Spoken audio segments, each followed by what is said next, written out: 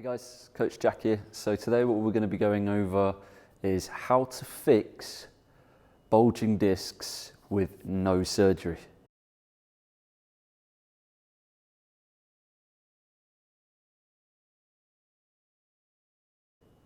So the first one on our list is going to be reverse hyper. So as you can see in the clip here, what it is basically is a tabletop with a pendulum underneath. So the reason why this is the best thing to use for a bulging disc, it's not really that well found in the UK, unfortunately.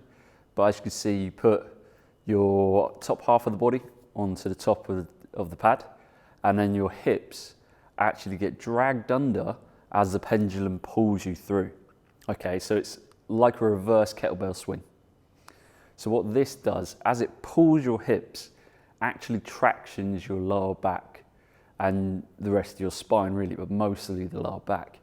So you might be thinking, well, what's traction? Traction actually means like decompression. So we all know if you can make space between the vertebrae, then everything will come back into alignment, and then it will start to resolve any sort of bulge or even slip in the disc. The other great thing about the reverse hyper that most people don't know is it actually helps build strength at the same time. As you come up through the swing, you're actually using your hamstrings, your glutes, and the whole of your back. So you're actually getting a really good pump and new blood to their muscles and the bones themselves. That will help start recovery of that bulging disc. So it's not just to decompress. You can do multiple different things to reverse hyper. They're one of the best machines out there for absolute everything, but especially for bulging discs. If you ever get a chance to use one of these, I highly recommend it. They are absolutely amazing. I used one. It helped with not only to fix my hip issue I was having, but also when I got up, I had a massive pump all the way from the base of my neck down to my lower back. I literally felt like I was a bit like a robot. And then when I got in the car, drove home, got out, I felt so much lighter, so much taller, because you will, it honestly is. It's like waking up in the morning when all your discs and that are really fresh and you're not in a lot of pain because gravity hasn't taken over. But okay guys, so we're gonna move on to the next one on our list. And that one is gonna be a belt squat. So this belt squat is a plate loaded one. The reason we use this instead of just a cable machine is because this has a much better ratio. You might be thinking to yourself, well, what is a ratio? It has to do with weight. So take for example the leg press right here behind me. This probably has a ratio of 3 maybe 4 to 1. So I can put 400 kilos on here and do like a set of 10. But I can't do that when I go to squat. When I go to squat, say my max, from what I can roughly remember last time I did it, was about 137.5. So I'm more than 2 times, edging in towards like 3 times more weight I can push on a leg press. Again, it doesn't put any compression on the spine itself, but it then puts a lot more pressure onto the knees and doesn't have a big carryover to when you squat. As in, a belt squat is a squat. We load up the hip with the belt, so that helps one, traction the hip. So if your hip's tilted like forward or backwards, even up and down, or left or right, it helps correct that because it pulls you tight. All the traction is on your hip. So this adds mobility to the joint when you go to squat. Because the belt's pulling you down, you're holding onto a bar, you can sit back, nice parallel shins, and it allows you to open up further. You can use belt squats for other different things like rowing, face pulls, hip hinges, split squats. They're a machine that's multi-purpose. Everyone just looks at them for what they're intended for, is just the squat. But you can do so many different variations of the exercise. This, again, as we were saying a minute ago, that it will decompress the spine at the same time. Because you're not putting any compression through your back like you would do a barbell. So if I had a bar on my back, all the weight's across my upper back, but that's pushing my vertebrae down. Okay, remember guys, you want to mix up your exercises. Okay, it's like running your car. You wouldn't run your car for 100,000 miles on the same oil and expect to have great performance or even your engine to last without topping it up and changing it. Okay, so right, let's move on. So as you guys can see here, for the belt marching, all you're gonna need is like a little platform, really, or 2 little steps, yeah? Doesn't have to be very high, okay? So all you're gonna need now is a chain belt, okay? Or if you do have a proper belt squat belt, use that. We don't, unfortunately, but you never know. So all you're gonna do is you're gonna loop it through itself, just like this. And then all I do is just attach it back round to this side here. And then make sure the belt nice and even it's gonna get. Okay, then I bend down. I literally start popping these chains in. This can be quite fiddly, especially if you've got a small carabiner like I do here. Obviously, if you've got a bigger one, it's a little bit easier. So once you pop them in, okay, now you just can stand up onto your platforms.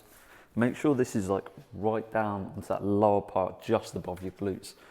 Yeah, you're standing as close as you can to it, so I'm nice and tall. And then all I'm going to do now is lift my knees up nice and high. By doing this, I'm tractioning my hip, okay, because the weights want to pull me down. I'm not only getting great hip activation through my hip flexors working really hard, as you can see here, big drives. I'm also forcing my glute to have to stabilize on that other side, and it helps with the core.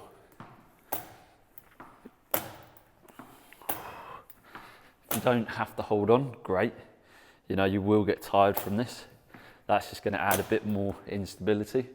Or if you are struggling, then just hold on as firm or as light as you want, and then just drive those knees up, punch them really high. And I would do anywhere between sets of 12 to 15 reps. If you are feeling like you can do more, do more. These would be an absolute staple to help reducing that lower back pain and helping repair those discs, as well as getting great mobility, flexibility and stability in the hips.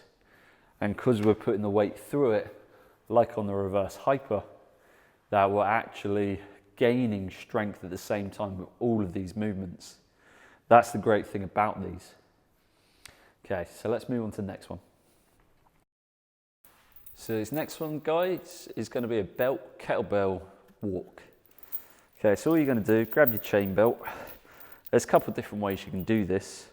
So you can either have it down really low like this, or you can have it a little bit higher up. If you want it a little bit higher up, just loop it through here first, and then you go under here, and then you just attach that to the side here. Looks a bit of a fuss, but honestly it's not too bad when you actually get used to it. For me, if I had it up here, that's a little bit high for me, but you can do whatever feels great for you. So I'll just show you how to adjust this onto the lower setting. For me, all I do is I just take this out again and then pop it through the kettlebell first. And then what I could do now is I can actually come up and then just bring this through a little and attach that on there. So again, both sides are all nice and strong. And then I want to make sure is that it's about halfway, just below my knees. And just like a farmer's walk, we're just going to walk up and down, nice slow pace. What this is going to do, it's going to help activate that glute medius. So that's the one that sits right under the main part of your glute, and it's responsible for moving your hips like up and down. So all I'm going to do now, just start that walk. You see how like I'm not swaying from left to right. it is quite hard, and you want to try and avoid any sway if possible. Okay, so really just focus on that stride. Think heel to toe. And all I'm doing is walking up and down, really trying to squeeze those glutes. And what you're going to feel is that great glute activation here. And I'm trying to keep that chest up nice and high. My core activated, so I'm trying to squeeze that as well. And you don't need a lot to get this to start burning. So guys, you don't need a lot of reps and sets for these. You can actually do about 3 to 4 sets and then just walk up and down 4 to 6 times. As long as you make sure you're up nice and tall, you're really squeezing those glutes as you're walking, keeping that chest nice and tall, then what you'll find, you'll get great glute activation and stuff through it. Not only that, you'll help build your core, and then you'll correct any instabilities you have in the hip, and you'll help correct your posture as well at the same time. What most people don't realize, posture comes from the ankles and the hips. So if ankles are out, it'll move up to the knee. The knee doesn't have any range of motion really, other than flex and extend. It's like a door, opens and closes. So it moves to the next joint in line, which is the hip. This will get bound up from sitting all day, like when I say all day, driving, eating, work, if you're typing emails or whatever, doesn't have to be naturally all day long. And then again, if you just even relaxing, playing video games or something like that, and you're in that seated position, even if you're like in lying down but sort of seated, then again, anything where your hip will be more like that 90-ish degree angle, then your hips will start to get really tight. That will pull on that lower back, making those discs worse. So, okay guys, the last one we're going to be going over is a lower body protocol. So let's move on to that and show you how to do that. So last one guys, lower body protocol. This was brought to my attention by Super D, okay, or Danny Thompson on YouTube. So all you're going to need is some Elite FTS bands. You don't have to use these ones, but we will be going over why they're much better than your standard eBay ones in a later video to come. So all you need to do, set the J hooks up to the highest point, pop the bar on it, and then loop these through the bar so they're just hanging down like this. Okay, so once you've got it all set up, it's really nice and simple. I'm going to take the bands and I'm going to slip into them.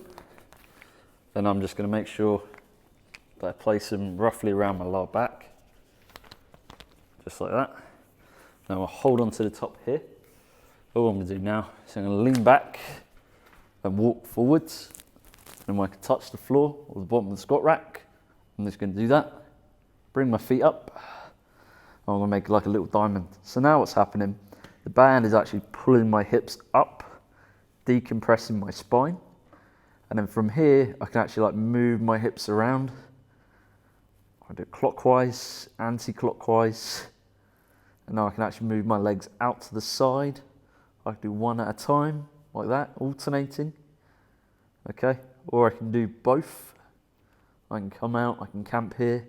Again, I can make some small circles. And I can sort of adjust. Or I can literally just camp out anywhere between like 2 to 10 minutes. Obviously, if you're brand new at this, 2 minutes is advised in the beginning. And then you're thinking, well, I'm here, how the hell do I get out? It's really easy, thanks to the bands, it makes this really easy. So you grab onto the band and then place one foot down, the other foot, and that just brings you up to here. And you push up, just like that, coming out of it there. That's a great way to decompress the back, and you don't need any expensive bit of equipment for that. Again, that's not going to give you the same effect as a reverse hyper of building any of the muscles. You'll get a little bit of recruitment with the hip because you're moving it around. You're activating that lumbar spine sort of area. So that quadriceps lumbaris that runs down here and across, like the L on both sides, that will be affected, and partially parts of the glute. There you go, guys. Hope you guys like this. If you do, please don't forget to like, comment, share, and most of all, subscribe. That really helps my channel grow, and that helps me help more people like you. Take care, guys. Have a fantastic day. Catch you on the next one.